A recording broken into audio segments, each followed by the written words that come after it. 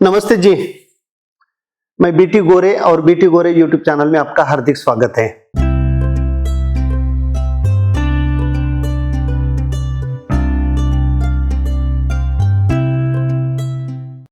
प्रमोद गुजर करके अपने किसान हैं और उन्होंने प्रश्न किया है कि मुझे अनार का प्लांटेशन करना है और मुझे पहले 1-1.5 साल तक मल्चिंग पेपर रखना है। जरूर प्रमोद जी, आप मल्चिंग पेपर डाल सकते हो अगर आपकी मिट्टी बहुत ज्यादा ब्लैक नहीं है, जिसकी वाटर होल्डिंग कैपेसिटी कम है। ऐसे प्लॉट में आप मल्चिंग का इस्तेमाल कर सकते हो, लेकिन मल्चिंग का इस्तेमाल करते समय आपको पानी मैनेजमेंट आना चाहिए, पानी का व्यवस्थापन अच्छा आना चाहिए। ज्यादा पानी होगा तो फिर निमेटोड भी बढ़ेगा, जड़ सड़ भी जाएंगे और पौधे मरेंगे भी। और मल्चिंग करते समय जो अपन बाकी वेजिटेबल के लिए 20 माइक्रोन, 25 माइक्रोन, 30 माइक्रोन जो डालते हैं, मैं बोलता हूं कि जब अनार की बात आती है तो 50 माइक्रोन से नीचे का मल्चिंग पेपर मत डालिए और ये सिल्वर ब्लैक होना चाहिए। और टेक्नोलॉजी अभी तो इतनी आगे चली गई है कि वीड मैट आई है। वीड मैट, इधर से आपका वीड मैट ब्लैक कलर का है और इधर से आपका वीड मैट सिल्वर कलर का है। ये वीड मैट है, ये फटता नहीं, कितना भी आप खींच लीजिए, कितना भी खींच लीजिए, ये फटता नहीं है। तो ये 3, 4, 5 साल आप कैसे इस्तेमाल करते हो, अलग अलग कंपनी देती है, यूवी ट्रीटेड होता है और इसके ऊपर आप चल सकते हो।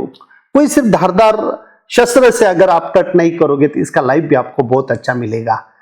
तो देखिए, वीड मैनेजमेंट आज की तारीख में करना बहुत ही डिफिकल्ट हो रहा है, बिल्कुल ही लेबर नहीं मिल रहा है। और फिर अपन बोलते हैं ग्रास कटिंग करिए, ग्रास कटिंग करने के लिए भी लेबर नहीं मिलता है। उसके बाद वीडिसाइड का इस्तेमाल हर एक खेत के लिए, हर एक क्रॉप के लिए डेंजरस है और अपन भुगत रहे हैं। और अगले 5 साल के बाद आपके यहाँ पे सबसे ज्यादा समस्या जो आएगी वो आएगी विल्टिंग में।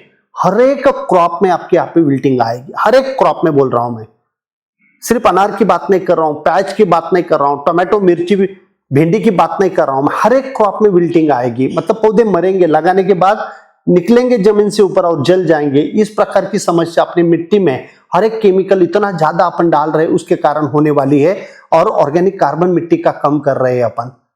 तो ये भी चीज आपको याद रखना है। तो इस प्रकार से अपने को करना पड़ेगा। और मल्चिंग पेपर आप करोगे तो 1-1.5 साल में आप उसको निकालेंगे तो वो वापस कार्बन फुटप्रिंट इस प्लैनेट के ऊपर आप छोड़ देंगे। वो प्लास्टिक का मटेरियल वो डिकम्पोज नहीं होगा। बहुत सारे लोग तो मल्चिंग पेपर खेत में और रोटावेटर करवा देते हैं, ये भी तो गलत बात है। हर एक टुकड़ा जो है प्लास्टिक का, ये चुन चुन के अपन ने एक जगह पे लाके गड्ढा करके उसके अंदर डालना पड़ेगा, जलाना भी नहीं चाहिए।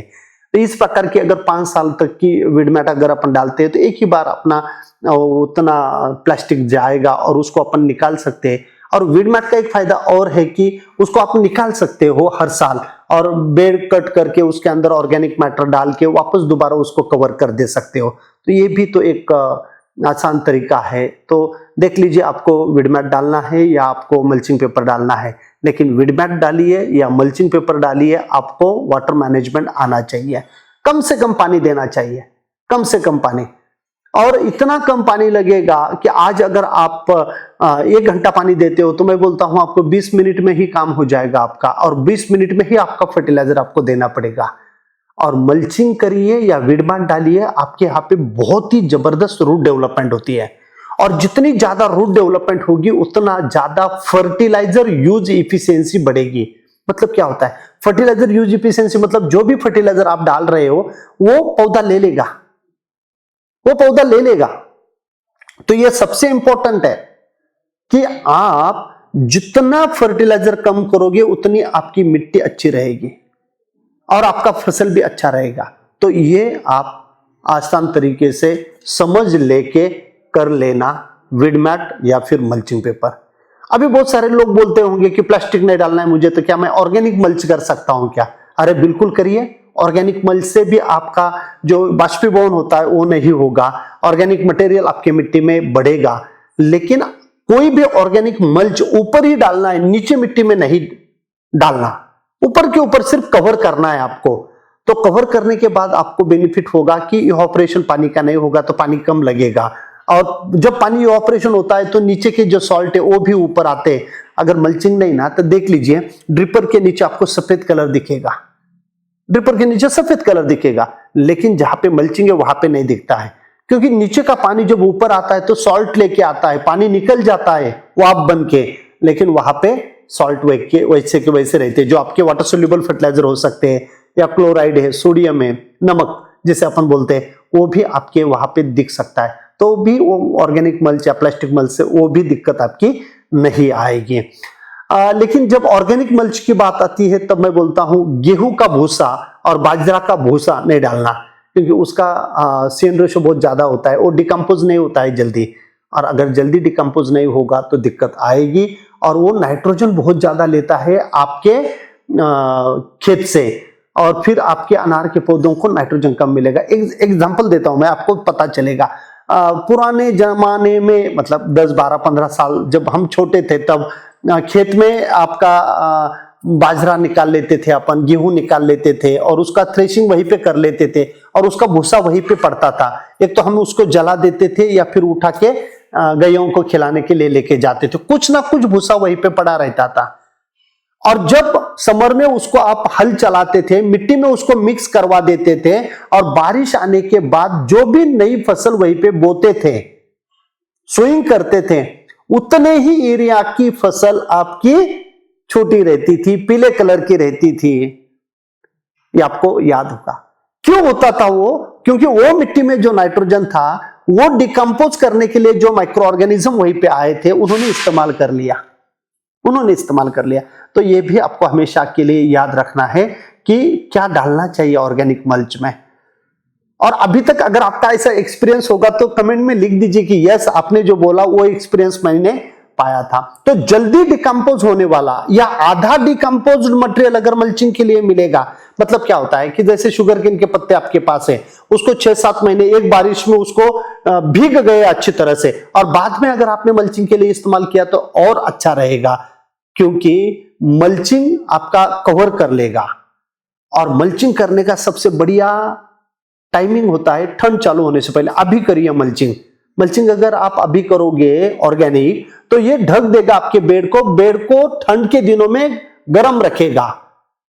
आपको ये भी पता है, जो ट्रेनिंग मैं लेता हूं ना, अंबिया बहार का, मुरुग बहार का, हस्त बहार का, अलग अलग ट्रेनिंग होते हैं अपने, बाहर के अनुसार अलग अलग होते हैं। नया प्लांटेशन का अलग ट्रेनिंग है, ऐसे नहीं कि एक ही साथ पूरा खिचड़ी। पहले 50 घंटे का ट्रेनिंग करता था, लोग बोलते थे बहुत सारा ज्ञान हो गया। अभी छोटे छोटे ट्रेनिंग करवा लिए हैं। तो ये ट्रेनिंग में जब लोग आते हैं तो लोग बोलते कि सर आपने बोला था इसलिए मेरे यहाँ पे क्रैकिंग कम हुई। कैसे? क्योंकि जब आप ठंड से पहले मल्चिंग करवाओगे तो मल्चिंग करने के बाद आपके यहाँ पे जो टेम्परेचर, सॉइल टेम्परेचर आपका 15 डिग्री सेंटीग्रेड से लेके 25 डिग्री सेंटीग्रेड होना चाहिए, तब जाके रूट डेवलपमेंट अच्छी होती है, माइक्रोबायल एक्टिविटी अच्छी होती है, न्यूट्रिएंट अपटेक करने की कैपेसिटी पौधे की अच्छी होती है, केचुए आपके खेत में अच्छे तरीके से ग्रोथ करते हैं। ये सब आपको पता होना चाहिए। अगर मल्चिंग नहीं करोगे तो सॉइल टेम्परेचर 15 डिग्री नीचे आ जाएगा, 15 डिग्री से नीचे आ जाएगा तो फिर सभी एक्टिविटी मंद हो जाएगी, कम हो जाएगी उसकी। तो ये भी आपको अच्छी तरह से याद रखना चाहिए। तो अभी मल्चिंग का अच्छा सीजन है। तो प्रमोद जी ने ये प्रश्न पूछा था और मैंने डिटेल में यहीं पे बात किया है। तो मेरी सबको रिक्वेस्ट है, अगर वीडियो आपको अच्छा लगा होगा तो जरूर लाइक कर देना, और चैनल अभी तक अगर सब्सक्राइब नहीं किया है तो मेरी रिक्वेस्ट है सब्सक्राइब करिए। 1,85,000 लोगों ने सब्सक्राइब किया है अनार का चैनल। हर एक क्रॉप के अंदर मैं प्रैक्टिकल जो मैं करता हूं वो मैं बोलता हूं, और आप भी करते हैं, आपको बेनिफिट होता है। कमेंट में जरूर लिखते रहना, हमेशा लिखते रहना कि आपको कैसा लग रहा है, किस टॉपिक के ऊपर मैं वीडियो लेके आऊं। मेरे पास अगर उसका प्रैक्टिकल अप्रोच का ज्ञान है तो 100% मैं आपको वो वीडियो भी लेके आऊंगा।